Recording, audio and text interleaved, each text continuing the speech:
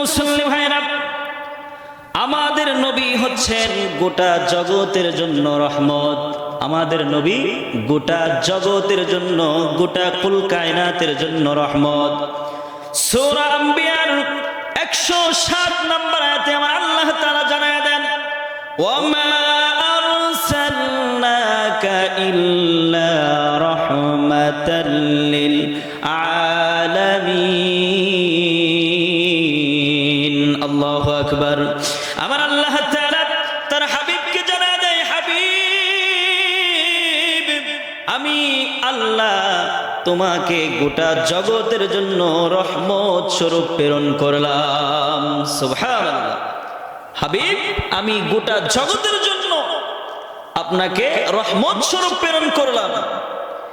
এই আয়াতের ব্যাখ্যায় ইমাম তাবারী রাহমাতুল্লাহি আলাইহি তার তাফসীরে তাবারীতে লেখেন 18 নম্বর খণ্ড 552 নম্বর পৃষ্ঠার মধ্যে তিনি উল্লেখ করেন, আন্নাল্লাহ আরসালা রাসূলাহু মুহাম্মাদান সাল্লাল্লাহু আলাইহি ওয়াসাল্লাম রাহমাতান লিজামিইল আলামিন মুমিনুহুম ওয়া কাফিরুহুম।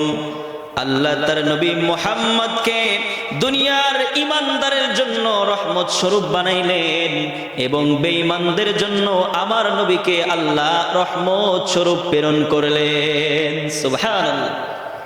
এখন বাজার আসুন, ঈমানদারদের জন্য আমার নবী কেমন রহমত, আমার নবী ঈমানদারদের জন্য এই রকম ভাবে রহমত।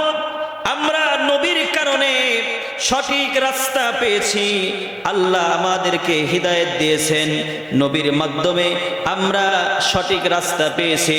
নবীর উপরে বিশ্বাস করার কারণে নবী আমাদের পক্ষ থেকে যে বিধান নিয়ে আসছেন, এই বিধান পালন করার মাধ্যম দিয়ে আল্লাহ আমাদেরকে তার জান্নাতের মেহমান বানায় দিবে।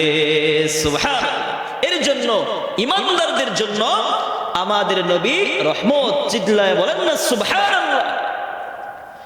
এবার প্রশ্ন করতে পারেন, হুজুর, কাফের বেঈমানদের জন্য আমাদের নবী কেমন করে রহমত? কাফের বেঈমানদের জন্য আমার নবী ওয়া আম্মা কাফিরুহুম এই রকম ভাবে রহমত। অন্য নবীর যুগে তাদের কথা, তাদের উম্মত না মানার কারণে আল্লাহ তাআলা নগদ আযাব দিয়ে তাদেরকে বরবাদ করে দিয়েছেন, তাদেরকে ধ্বংস করে দিয়েছেন। আর আমাদের নবী মুহাম্মদুর রাসূলুল্লাহ সাল্লাল্লাহু আলাইহি ওয়াসাল্লামের উম্মত হওয়ার কারণে আজকে ইহুদি নাসারা এত গুনার মধ্যে লিপ্ত হয়ে যায়, এত গুনার মধ্যে লিপ্ত হয়ে যায়। আমার আল্লাহ তাআলা নগদ আযাব দিয়ে ধ্বংস করেন নাই, নগদ আযাব দিয়ে বরবাদ করেন নাই। এর জন্য আমাদের নবী এই জগতের উম্মতের জন্য রহমত। সুবহানাল্লাহ।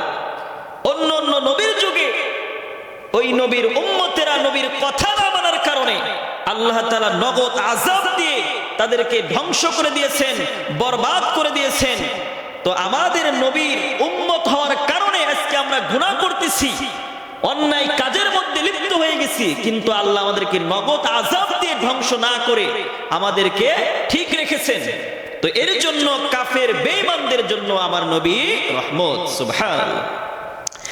একটি যদি উদাহরণ আপনাদেরকে আমি দেই, পৃথিবীতে যদি কেউ একজন আরেকজনের উপকারে আসে, ভালো কাজে আসে, আমরা তাকে মুহাব্বত করি, তাকে আমরা ভালোবাসি। তো আমাদের নবী আমাদের জন্য কি করলেন, যে কারণে আমরা তাকে ভালোবাসবো, কি কারণে তাকে আমরা মুহাব্বত করব? একটা উদাহরণ যদি বাজান হাদিস থেকে শোনেন তাহলে বুঝতে পারবেন যে এই নবী আমাদের জন্য বাজান কি করেছেন। মুসলিম শরীফের 202 নম্বর হাদিস, সূরা ইব্রাহিমের একটা আয়াত নবী পড়তেছিলেন।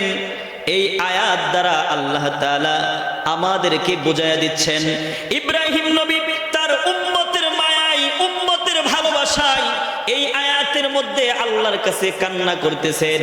এই আয়াত দিয়ে আল্লাহ তাআলা আমাদেরকে জানায়া দিচ্ছেন।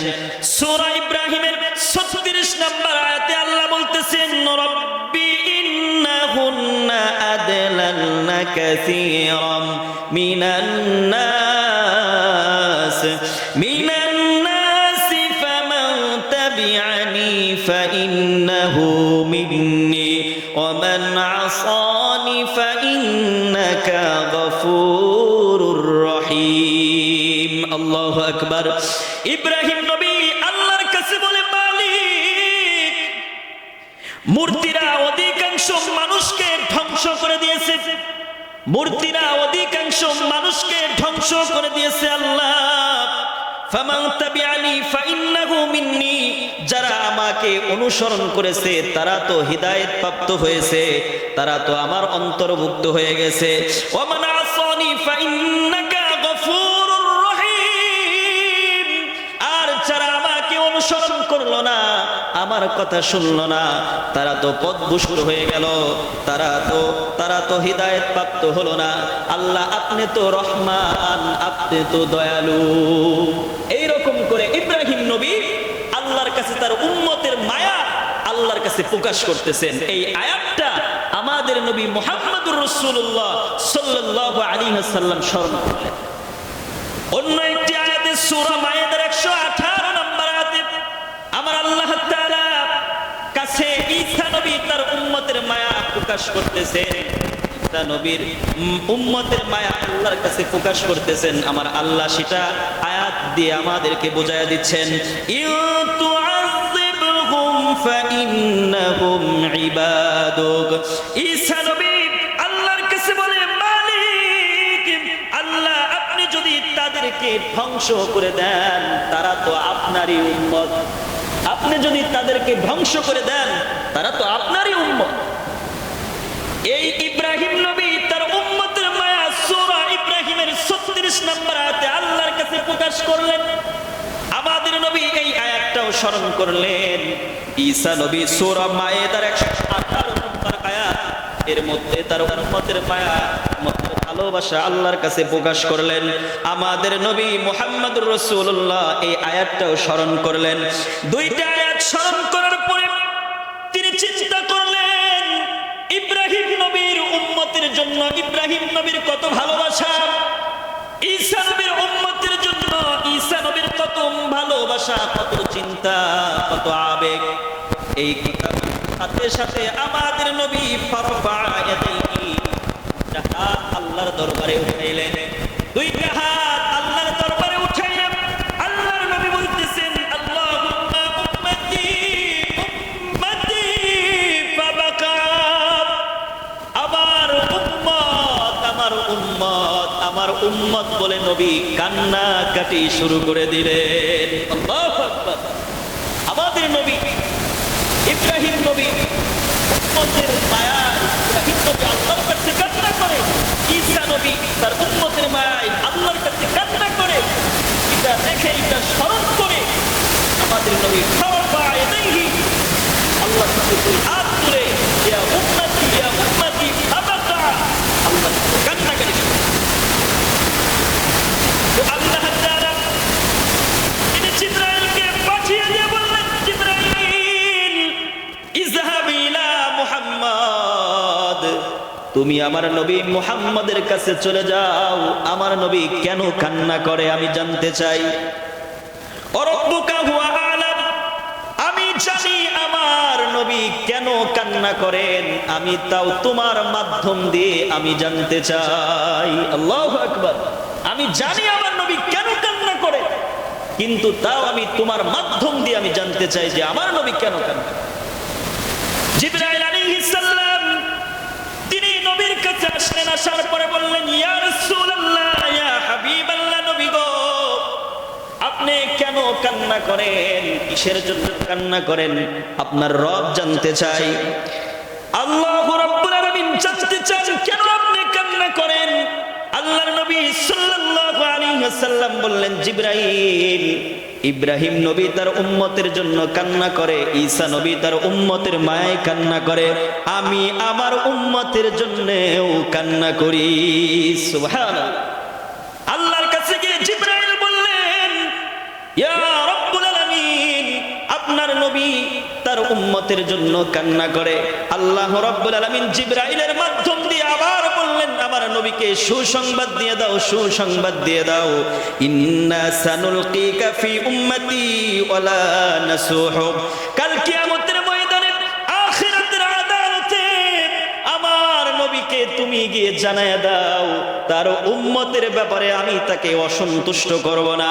আমি কাল কিয়ামতের ময়দানে আখিরাতের আদালতে তার উম্মতের ব্যাপারে আমি তাকে সন্তুষ্ট করার ওয়াদা করলাম। সুবহানাল্লাহ। ও গো মায়ার নবীজি তুমি প্রেম শিখাইয়া কোথায় লুকাইলা, বলেন না বলেন না। ও গো মায়ার নবীজি তুমি প্রেম শিখাইয়া কোথায় লুকাইলাম, কেমনে যাব মদিনাতে, কেমনে যাব মদিনাতে, স্বপ্নে এসে বলো না তুমি প্রেম শিখাইয়া কোথায়